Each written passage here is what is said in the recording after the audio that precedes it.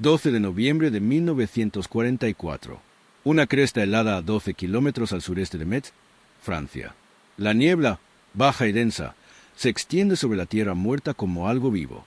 El sargento Frank Miller está agazapado tras un muro de piedra destrozado, con el aliento flotando en el aire frío, su M1 Garand aferrado en manos que no han dejado de temblar desde el amanecer. Tras él, lo que queda de su pelotón, 19 hombres, quizá menos, que no ha contado en horas, se extiende a lo largo de una línea defensiva que no debería existir. No tienen contacto por radio, no tienen apoyo, y en algún lugar de la niebla, 2 tanques Tiger alemanes se acercan sigilosamente. Sus motores emiten un rugido bajo y odioso que parece provenir de todas partes a la vez. Miller no tiene armas antitanque. No hay apoyo aéreo. No hay esperanza. Solo 4 cañones antiaéreos alemanes de 88 milímetros capturados, abandonados en una posición enemiga destrozada a 30 metros de distancia. Cañones que sus hombres no saben disparar, cañones que los jefes considerarían inútiles en las manos equivocadas. Pero Miller ya no piensa en manuales ni doctrinas. Piensa en una sola cosa. Si no descubre cómo matar a un tigre en los próximos 10 minutos, ninguno de ellos saldrá vivo de esta colina.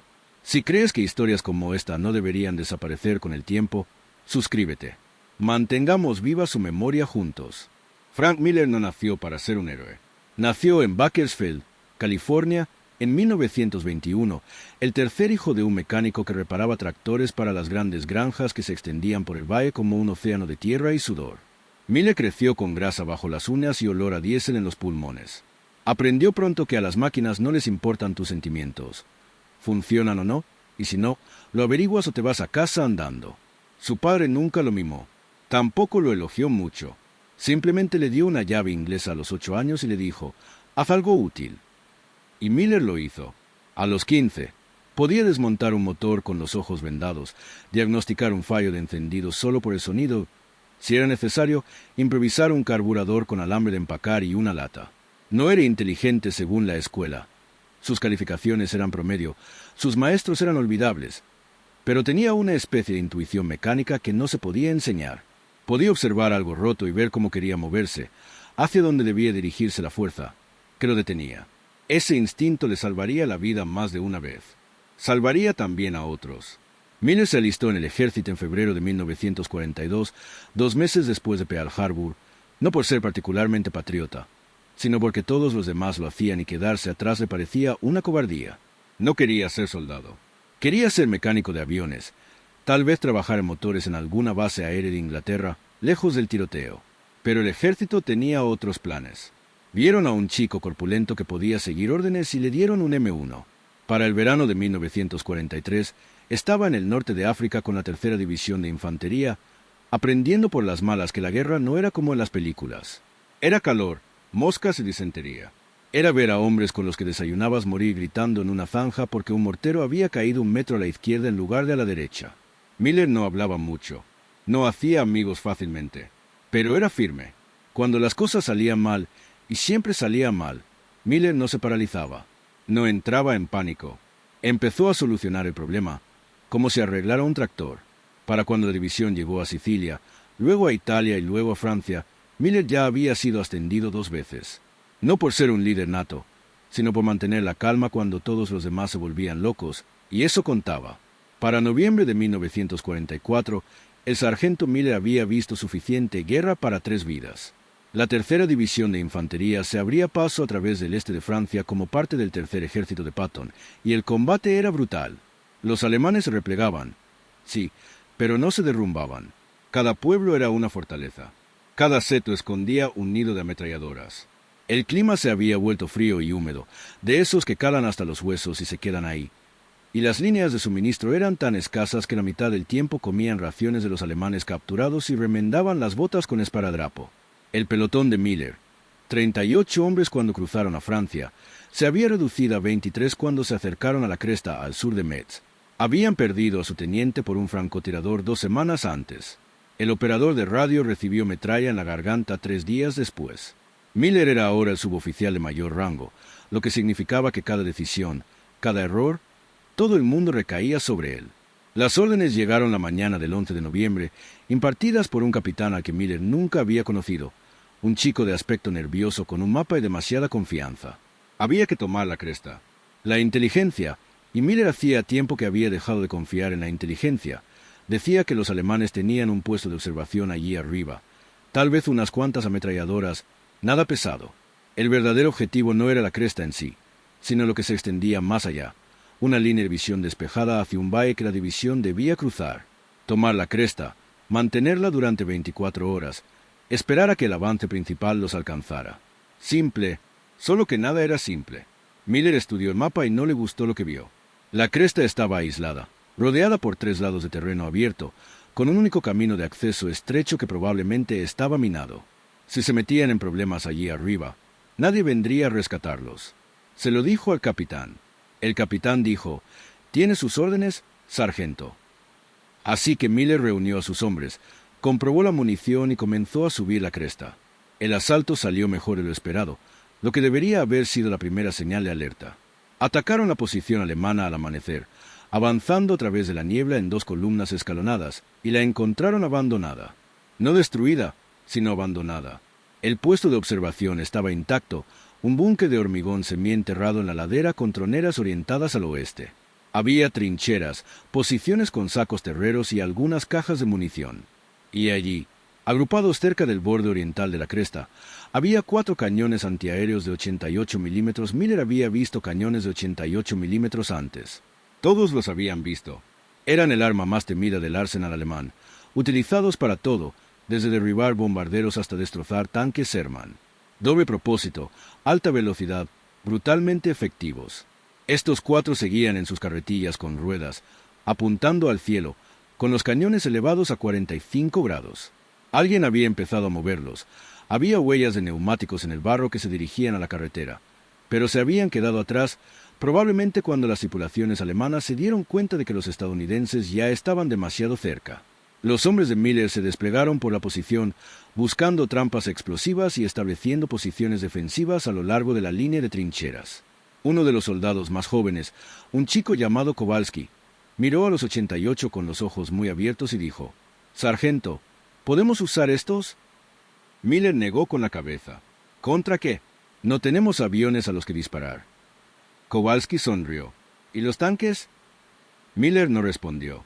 Ya se le había ocurrido. Los alemanes regresaron esa tarde. No infantería, sino blindados. 2 tanques Tiger y, avanzando lentamente valle arriba desde el este, flanqueados por un semioruga y unos 20 Panzergrenadiers a pie. Miller los vio con binoculares desde el puesto de observación y sintió un vuelco en el estómago. Tigers, el tanque más blindado del mundo, casi inmune a todo lo que los estadounidenses tuvieran excepto una bazuca a quemarropa o un disparo afortunado de un cazacarros. El pelotón de Miller no tenía ninguna de las 2 cosas. Tenían fusiles, algunas granadas, 2 cañones antitanques y un solo mortero de 60 milímetros con 6 balas restantes. No tenían contacto por radio con el batallón, sin apoyo aéreo, sin refuerzos, y estaban sentados en la cima de una colina sin ningún lugar a donde escapar. Si esos Tigers lograban subir la colina, Miller y sus hombres serían masacrados. Miró hacia atrás a los 4 cañones de 88 milímetros abandonados cerca del borde de la posición. Eran cañones antiaéreos, diseñados para disparar contra objetivos veloces a miles de metros de altura, guiados por miras ópticas y trigonometría compleja. Miller no tenía ni idea de cómo operar uno. Ninguno de sus hombres lo sabía, pero también sabía que un proyectil de 88 milímetros podía atravesar el blindaje frontal de un tanque Tiger como si fuera de papel. Al cañón le daba igual si apuntaba al cielo o al suelo. A la física le daba igual. Un proyectil perforante de alta velocidad era un proyectil perforante de alta velocidad, sin importar quién apretara el gatillo. Miller tomó una decisión. Llamó a sus 3 hombres más confiables: el cabo Hayes, un ex peón agrícola de Iowa; el soldado Dawson, un leñador de Oregón que podía levantar una caja de municiones llena como si fuera un saco de harina; y el soldado Finch, un chico tranquilo de Nueva Jersey que había trabajado en un taller mecánico antes de la guerra. Miller señaló los 88 y dijo: «Vamos a dispararles a esos Tigers con estas armas». Hayes lo miró fijamente. «Sargento, no sabemos disparar esas cosas». Miller asintió. «Lo sé. Vamos a averiguarlo». Dawson dijo: «¿Y si nos volamos en pedazos?». Miller respondió: «Entonces nos volamos en pedazos.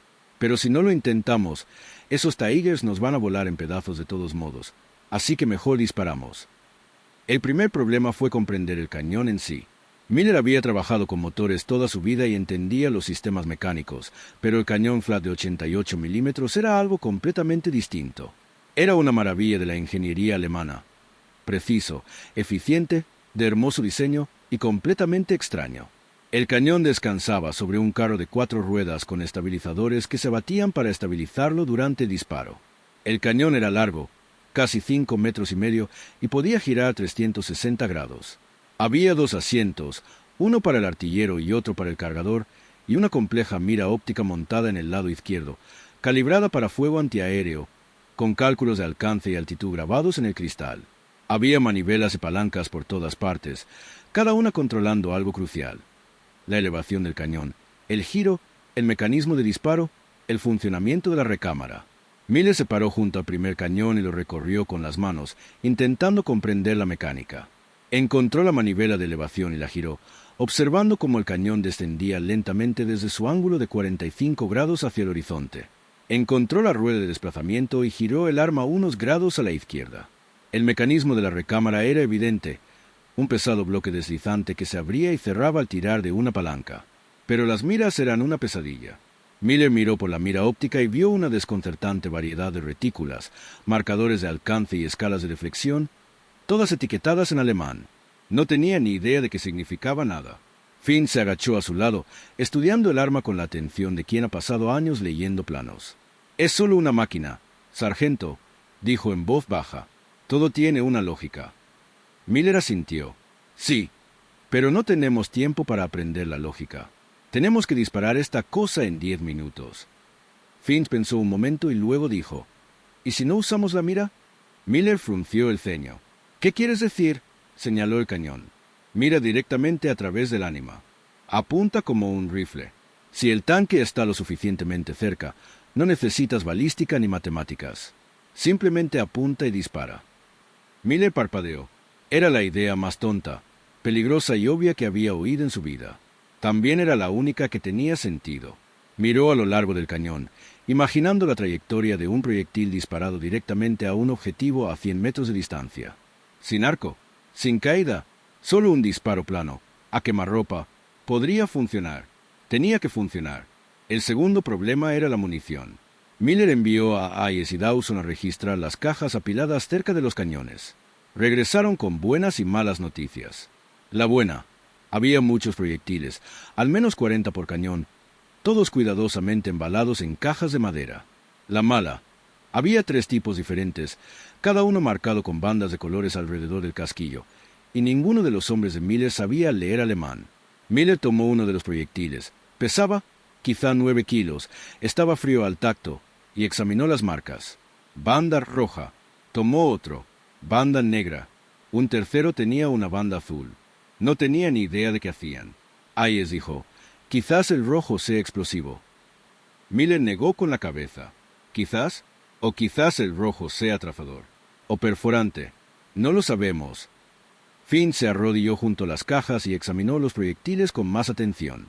Después de un momento, señaló los que tenían bandas negras. «Estos son más pesados», dijo. «Siente el peso. Los negros son más densos. Probablemente sean perforantes. Núcleo de alta densidad, diseñado para atravesar el acero». Miller levantó uno de los proyectiles con bandas negras y asintió. Finn tenía razón. Se sentía diferente, compacto, sólido, como sostener un trozo de hierro. Miller tomó la decisión. «Solo bandas negras. No carguen nada más. Si nos equivocamos, estamos muertos de todos modos». El tercer problema era el tiempo. Los tigres seguían avanzando lentamente por el valle, a unos 1000 metros de distancia y acercándose. Miller ya oía los motores, un profundo rugido mecánico que resonaba a la ladera. Tenía unos 10 minutos antes de que estuvieran a su alcance. Quizás menos. Ordenó a sus hombres que prepararan los 4 cañones. Trabajaron rápido, con las manos torpes en el frío, sacando proyectiles de las cajas y apilándolos junto a cada cañón. Dawson y otro soldado colocaron los estabilizadores a la fuerza, bloqueándolos para que el cañón no se volcara hacia atrás al disparar. Hayes bajó la elevación del cañón casi horizontalmente, calculando el ángulo a ojo, calculando la trayectoria. Finn abrió la recámara y estudió el mecanismo de carga, intentando averiguar cómo se deslizaba el proyectil en la recámara y cómo se cerraba el bloque tras él. Miller se movía entre los cañones, comprobándolo todo con la mente acelerada. Nunca había disparado una pieza de artillería en su vida. Nunca había visto disparar una pieza fuera de las grabaciones de entrenamiento. Pero había trabajado con suficientes máquinas como para entender lo básico.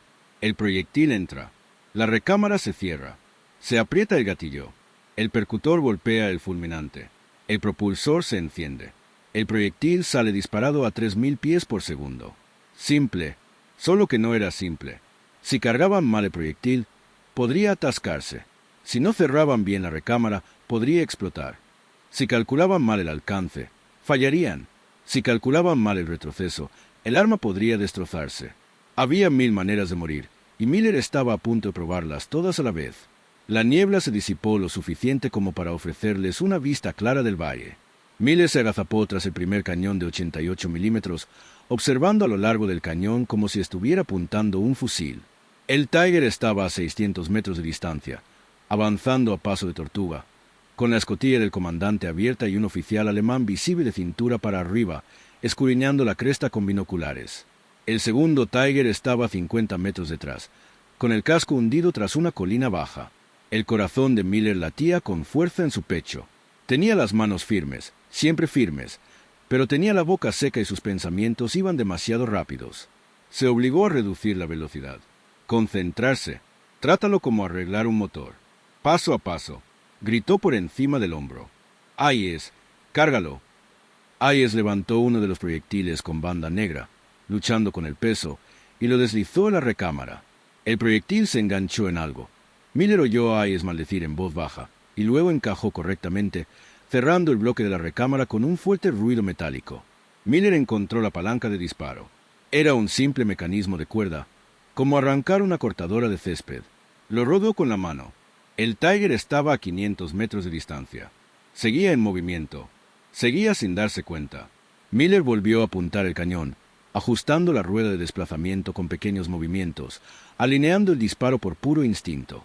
No sabía a qué velocidad viajaría el proyectil. No sabía cuánto caería el cañón. No sabía si el proyectil saldría del arma o si todo le explotaría en la cara. Solo sabía que si no disparaba, el Tiger los tendría encima en 2 minutos, y entonces se acabó. Miller accionó la palanca de disparo. El mundo se acabó. El cañón de 88 milímetros rugió como un ser vivo, un crujido ensordecedor que hendió el aire y golpeó a Miller en el pecho como un golpe físico. El retroceso fue monstruoso. Todo el cañón se tambaleó hacia atrás 1 metro. Los estabilizadores se hundieron en el suelo helado y el cañón se levantó bruscamente por la fuerza. Miller cayó de rodillas, con zumbidos en los oídos y la vista borrosa. Por un momento no pudo ver nada, no pudo oír nada, no pudo pensar. Entonces el humo se disipó y miró colina abajo y vio el Tiger. Seguía moviéndose, seguía con vida. El proyectil había fallado. A Miller se le encogió el estómago. Lo había volado. Estaban muertos. Pero entonces vio el cráter. Una enorme hendidura en el suelo a 10 metros a la izquierda del Tiger. Tierra y roca esparcidas por el valle como si hubiera explotado una bomba. El Tiger se detuvo. El comandante se dejó caer en la torreta y cerró la escotilla de golpe. La torreta empezó a girar, y el largo cañón de 88 milímetros se dirigió hacia la cresta, hacia Miller. Hayes ya estaba recargando, con manos temblorosas, metiendo otro proyectil en la recámara. Miller agarró la rueda de giro y la giró con fuerza hacia la derecha, ajustándose para el disparo fallido. Volvió a apuntar el cañón. El Tiger giraba, intentando apuntar, pero era lento. Los Tigers siempre eran lentos, y Miller tenía segundos. Tiró de la palanca de disparo. El segundo disparo impactó. El proyectil impactó al Tiger justo debajo del anillo de la torreta, atravesando el blindaje lateral con un sonido como el de una campana de iglesia al romperse. La explosión fue inmediata y catastrófica. La torreta se desprendió del chasis en una bola de fuego turbulenta, dando vueltas por los aires como un juguete. Llamas brotaron del casco, humo negro hirviendo hacia el cielo. El tanque no dejó de moverse. Su impulso lo impulsó otros 20 metros antes de detenerse por completo, ardiendo como una pira funeraria. Miller se quedó mirando, incapaz de procesar lo que acababa de ver. Había matado a un Tiger, con un arma que no sabía usar, a quemarropa, apuntando como un niño con una honda. Hayes soltó una risa ahogada, entre histeria e incredulidad. Dawson gritaba algo que Miller no podía oír por el zumbido en sus oídos. Y entonces el segundo Tiger disparó. El proyectil silbó sobre sus cabezas, fallando por metros, y detonó en algún lugar tras la cresta, dejando una lluvia de rocas y tierra. Miller cayó al suelo, dominado por el instinto, y luego corrió hacia el cañón, gritando a sus hombres que recargaran. El segundo Tiger se había adelantado, dejando al descubierto su casco, intentando obtener un mejor ángulo. Estaba a 400 metros de distancia, con la torreta girando, buscando el origen del disparo. Miller no esperó. Bajó la elevación un poco más, apuntó al cañón y disparó en el instante en que Hayes cerró la recámara. Esta vez no falló. El proyectil impactó de lleno en el glacis frontal del Tiger, la parte más gruesa de su blindaje, y por un instante Miller pensó que había rebotado. Pero entonces el blindaje se agrietó. No se agrietó, sino que se agrietó.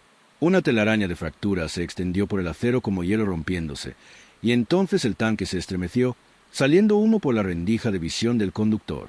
El Tiger se detuvo con una sacudida, el motor rugiendo. La escotilla de la torreta se abrió de golpe y 2 tripulantes saltaron en paracaídas, corriendo a refugiarse. Miller disparó de nuevo. El proyectil se elevó, rebotando en el techo de la torreta, pero fue suficiente. El Tiger quedó inmovilizado en el agua, con una fuga de combustible. Un instante después, se incendió y las llamas lamieron los costados del casco. Miller se desplomó contra la cureña, respirando con dificultad y temblando por todo el cuerpo. 2 Tigers, muertos, en menos de 3 minutos, con un arma que nunca había disparado. Los Panzer Grenadiers fueron los siguientes. Avanzaron en línea de escaramuza, usando el humo de los tanques en llamas como cobertura, moviéndose rápido y agazapados. Miller contó al menos 20, quizá más, armados con fusiles, subfusiles y al menos una MG-42. Intentaban flanquear la cresta desde el sur, aprovechando el terreno para acercarse antes de que los hombres de Miller pudieran reaccionar. Pero Miller no estaba mirando la infantería. Observaba la línea de árboles que se extendía tras ellos, esperando al tercer tanque que sabía que venía. Siempre había un tercer tanque. Hayes lo vio primero, gritando y señalando. Un Panzer, más elegante y rápido que los Tigers, emergía del bosque a 500 metros de distancia, con la torreta ya girando hacia la cresta. Miller corrió hacia el segundo cañón de 88 milímetros, el que Finch y Dawson acababan de preparar. No tuvo tiempo de apuntar con cuidado. Miró el cañón, hizo un ajuste brusco y disparó. El proyectil se desvió, impactó en un árbol y explotó en una ráfaga de astillas. El Panzer respondió al fuego. El proyectil impactó en la cresta 30 metros a la izquierda de Miller, levantando un muro de tierra y piedra. Los hombres de Miller se dispersaron, buscando refugio en las trincheras. El Panzer siguió avanzando, acortando distancias, con la torreta enfilando. Miller ajustó la rotación, la elevación y disparó de nuevo. Esta vez, el proyectil impactó bajo, impactando en la oruga del Panzer y haciéndolo estallar en una lluvia de eslabones metálicos. El tanque giró lateralmente, inmovilizado, pero la torreta siguió moviéndose. Volvió a disparar, y esta vez el proyectil impactó en el borde del búnker, derrumbando parte del muro de hormigón en una lluvia de polvo. Miller cargó el tercer cañón él mismo, con las manos en piloto automático, la memoria muscular imponiéndose. Apuntó, disparó. El proyectil atravesó el blindaje lateral del Panzer y detonó dentro del compartimento de la tripulación. El tanque explotó desde dentro, abriendo las escotillas y lanzando llamas a 6 metros de altura. La infantería se dispersó. Habían visto morir 3 de sus tanques en menos de 10 minutos, y no querían saber nada del infierno que les aguardaba en esa cresta. Se replegaron en desorden, arrastrando a sus heridos, dejando atrás la MG-42. Los hombres de Miller no los persiguieron. Permanecieron en las trincheras, con los fusiles listos, vigilando el valle en busca de movimiento. La lucha había terminado. La cresta era suya. Miller se dejó caer pesadamente junto al primer cañón de 88 milímetros. De repente, sus piernas estaban demasiado débiles para sostenerlo. Aún le zumbaban los oídos. Le temblaban las manos. La adrenalina lo abandonaba de golpe. Hayes se acercó y le ofreció una cantimplora. Miller bebió. El agua estaba fría y metálica. Hayes dijo, «Sargento, acaba de matar a 3 tanques alemanes con sus propios cañones». Miller asintió lentamente. «Sí». Hayes sonrió. «Es la cosa más loca que he visto en mi vida». Miller no respondió. Estaba mirando los restos en llamas en el valle, pensando en lo cerca que habían estado de morir. pensando en la suerte que habían tenido, pensando en las tripulaciones alemanas que nunca lograron salir. El principal avance estadounidense llegó a la cresta 36 horas después, con 2 compañías completas de infantería apoyadas por un par de M4 Sherman y un cazacarros. Para entonces, el pelotón de Miller había enterrado a sus muertos, 3 hombres muertos en el intercambio de morteros antes de que llegaran los tanques, y estaban sentados exhaustos en las trincheras, demasiado cansados para celebrar. Un joven teniente se acercó a los cañones de 88 milímetros capturados y los observó un buen rato. Luego se volvió hacia Miller y dijo, ¿disparaste estos? Miller asintió. El teniente negó con la cabeza lentamente. ¿Cómo demonios sabías operar un 88? Miller respondió, no lo sabía. Simplemente los apunté y apreté el gatillo. El teniente parpadeó. ¿No usaste la mira? Miller negó con la cabeza. No sabías. El teniente lo miró fijamente y luego se echó a reír, una risa aguda e incrédula. Destruiste 3 tanques a simple vista. Miller se encogió de hombros. Parecía lo que había que hacer. La noticia se extendió rápidamente. Para cuando el pelotón de Miller fue retirado del frente una semana después, la historia ya se había convertido en leyenda. 88 capturados. Disparos a quemarropa. Tigers ardiendo en el valle. Algunas versiones decían que Miller destruyó solo una columna blindada alemana entera. Otros decían que había improvisado los cañones con piezas de repuesto e ingenio estadounidense. Ninguna de las historias era del todo cierta, pero Miller no se molestó en corregirlas. Solo quería dormir. El informe oficial posterior a la acción destacaba la exitosa defensa de la cresta y la destrucción de los blindados enemigos, pero no detallaba cómo se usaron los cañones. No hubo condecoraciones ni medallas. Miller fue mencionado por su nombre una sola vez, en un párrafo oculto a mitad del informe, como suboficial a cargo de la posición defensiva. Eso fue todo. Los cañones de 88 milímetros fueron retirados por equipos de artillería unos días después, inspeccionados, catalogados y finalmente desguazados. Nadie pensó en preservarlos. Nadie pensó que importaran. La guerra continuó. Miller siguió adelante con ella. Luchó por el resto de Francia, adentrándose en Alemania, hasta el final. Resultó herido 2 veces, una por metralla, otra por un proyectil de fusil que le atravesó el hombro y salió por el otro lado, pero sobrevivió. Regresó a casa en el verano de 1945, con 24 años y sintiéndose como un cincuentón. Regresó a Bakersfield a reparar tractores, al tranquilo anonimato de la vida civil. Se casó con una mujer llamada Dorothy, tuvo 3 hijos y trabajó en el mismo taller durante 30 años. No hablaba mucho de la guerra. Cuando le preguntaban, decía que había estado en la infantería, que había visto algo de combate, nada especial. Nunca mencionó los 88. Nunca mencionó los Tigers. No parecía importante. Frank Miller falleció en 1996, a los 75 años, de insuficiencia cardíaca. Su obituario en el Bakersfield, California, mencionaba su servicio en la 3ª División de Infantería, sus corazones púrpuras y su carrera como mecánico. No mencionaba la cresta. No mencionaba los cañones. Sus hijos no conocieron la historia hasta años después, cuando un historiador militar que investigaba la campaña de Metz se topó con el informe posterior a la acción y localizó al hijo superviviente de Miller. El historiador preguntó si Frank había hablado alguna vez sobre el uso de artillería alemana capturada. El hijo dijo que no. Nunca. El historiador le envió una copia del informe. El hijo lo leyó y lloró. Los cañones de 88 milímetros capturados nunca fueron ampliamente adoptados por las fuerzas estadounidenses, no por su falta de eficacia, sino por ser demasiado complejos, demasiado pesados, demasiado extranjeros. La doctrina estadounidense prefería equipos estandarizados, sistemas familiares y una logística predecible. Pero la defensa improvisada de Miller tuvo un impacto que se extendió de maneras incalculables.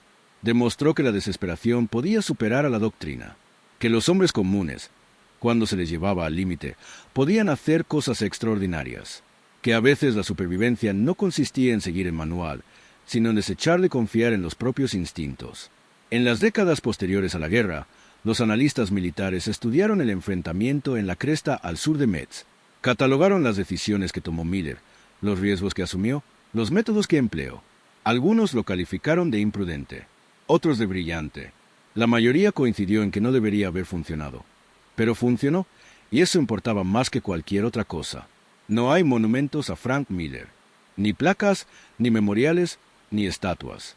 La colina donde luchó es ahora tierra de cultivo, tranquila y verde, sin rastro de las trincheras, los búnkeres ni los tanques quemados. Los cañones de 88 milímetros han desaparecido, fundidos como chatarra hace 70 años. Los hombres que lucharon a su lado están casi muertos, y los que quedan son viejos. Sus recuerdos se desvanecen, sus historias medio olvidadas. Pero la historia en sí sobrevive, transmitida por canales no oficiales, contada una y otra vez en los salones de la VFW, en los foros de historia militar y en las conversaciones nocturnas entre veteranos. Sobrevive porque es verdad, porque sucedió. Porque un frío día de noviembre de 1944, un mecánico de California que no tenía ni idea de artillería apuntó 4 cañones alemanes capturados a 3 tanques alemanes y apretó el gatillo. Y sobrevivió. Miller nunca se consideró un héroe. Cuando le preguntaron una vez, ya mayor, si estaba orgulloso de lo que había hecho, dijo, solo intentaba no morir. Era cierto, pero era más que eso. Porque elegir luchar cuando no hay opciones, elegir improvisar cuando no se conocen las reglas, elegir apretar el gatillo cuando el instinto te dice que estás a punto de morir, eso no es solo supervivencia, es valentía. De esa valentía silenciosa y sin glamour que no aparece en los titulares, ni en las medallas, ni en los desfiles. La que salva vidas, la que gana guerras. Frank Miller tenía esa valentía. Y durante 72 horas en una montaña helada de Francia, esa valentía fue suficiente. El alto mando alemán nunca entendió lo que ocurrió ese día. Sus informes de inteligencia registraron la pérdida de 3 tanques, 2 Tigers y un Panther, pero la atribuyeron a los cazacarros o al apoyo aéreo estadounidense. Nunca consideraron que un puñado de soldados de infantería sin entrenamiento había convertido los cañones flak capturados en armas antitanque improvisadas. No encajaba con su doctrina. No tenía sentido. Así que lo archivaron como una anomalía y siguieron adelante. Pero los soldados estadounidenses que escucharon la historia lo entendieron. Entendieron que la guerra no siempre la ganaba el bando con el mejor equipo, el mayor entrenamiento, la estrategia más inteligente. A veces la ganaba el bando que se negaba a rendirse. El sargento que vio un problema que todos consideraban imposible y dijo, «Lo resolveré». Los hombres que se pararon en una colina sin salida y decidieron que si iban a morir, morirían luchando. Esa es la lección de Frank Miller. Ese es el legado. En 2009, un equipo de arqueólogos franceses que excavaban una obra cerca de Metz enterraron los restos de un tanque alemán Tiger, parcialmente enterrado en un barranco derrumbado. La torreta había desaparecido, tras ser arrancada por una explosión interna. El casco estaba completamente negro, el blindaje agrietado deformado por el intenso calor. Los arqueólogos catalogaron el hallazgo, lo fotografiaron y finalmente lo transportaron a un museo militar en París. Nadie lo relacionó con la lucha de Miller. A nadie se le ocurrió consultar los informes posteriores a la acción de noviembre de 1944. El tanque permaneció almacenado durante años, como una reliquia más de una guerra que terminó hace 70 años. Pero sí de ahí, esperando, un testigo silencioso de un día en que la desesperación se encontró con el ingenio y lo imposible se hizo realidad. Cuando 4 cañones abandonados y un sargento obstinado demostraron que la supervivencia no se logra con manuales ni matemáticas, sino con negarse a rendirse, incluso cuando las probabilidades indican que deberías hacerlo. Esa es la historia que no se cuenta en los libros de historia. Es la historia que Frank Miller nunca contó, pero es una historia que vale la pena recordar, porque al final no son los tanques, ni las armas, ni las batallas lo que importa. Son los hombres que se pararon en esa cresta y decidieron que volver a casa importaba más que el miedo, que sus vidas importaban más que la doctrina, que a veces la única manera de ganar es dejar de pensar y empezar a disparar. Frank Miller lo entendió, y gracias a eso, 19 hombres salieron con vida de esa cresta. Si esta historia te conmovió aunque sea una vez, suscríbete. Es el mínimo homenaje que podemos darle a hombres como él. ¿Desde dónde la ves? Comenta abajo.